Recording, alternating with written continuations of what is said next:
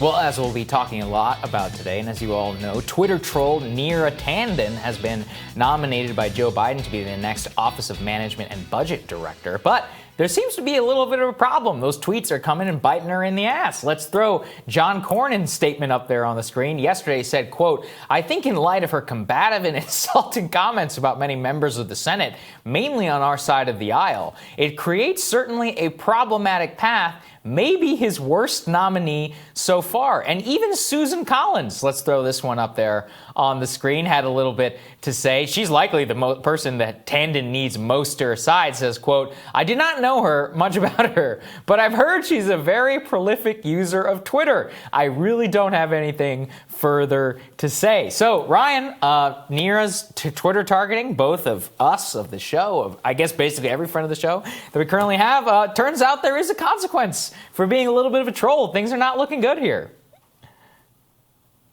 We'll have noticed that she's actually deleted a bunch of Susan Collins tweets. Let's throw that up there while you're talking. You got to see this, everybody. Yeah.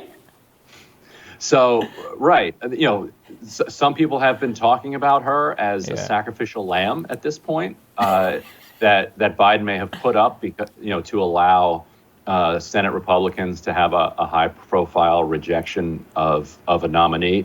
It's not clear if that's the direction that this will go or where this will end up. Because Biden could also say, look, A, you guys are being completely ridiculous hypocrites complaining about Twitter use after 4 years of refusing to condemn any of President Trump's tweets. And, their response would always be, "Oh, I don't comment on what I see on Twitter. It's just Twitter." So they would say, forget Twitter. So now they can't all of a sudden be offended by this would be A from Biden.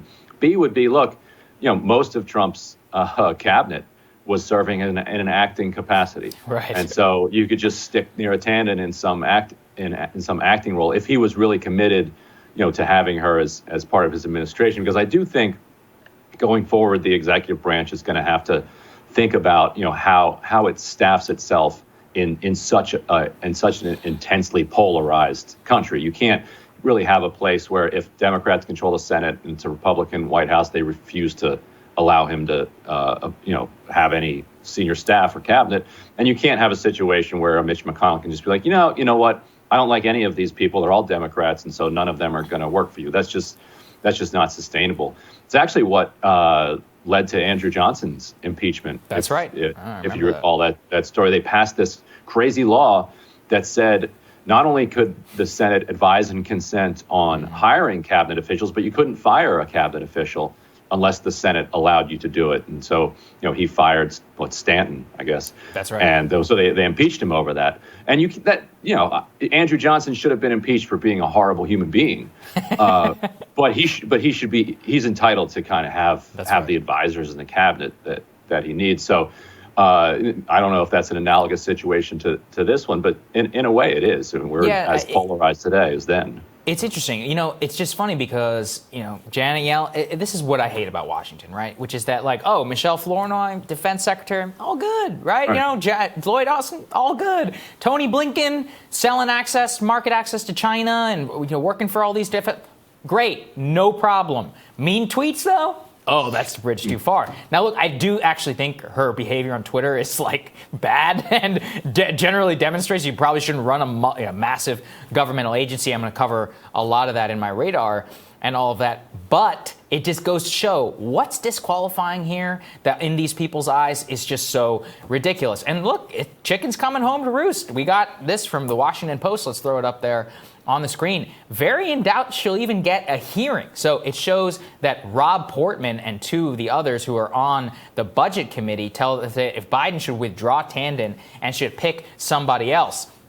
Now, Ryan, here's the great twist that I love to all of this, which is that if the Democrats do win these Georgia Senate seats, the chairman of the Senate Budget Committee is going to be Bernie Sanders, who will be tasked with putting Tanden and pushing her through that committee. I mean, how is that going to work?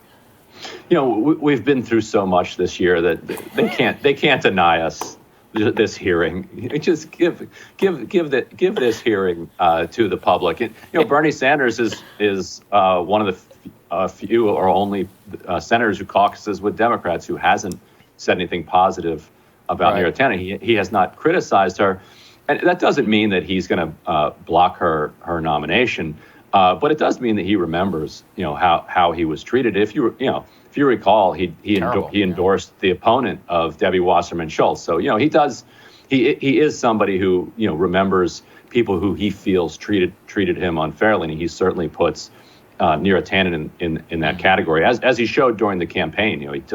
He sent that fiery letter to Cap complaining about the way that Cap was treating him. So Republicans can't deny the public the opportunity for this hearing if they control it and if Bernie Sanders controls it.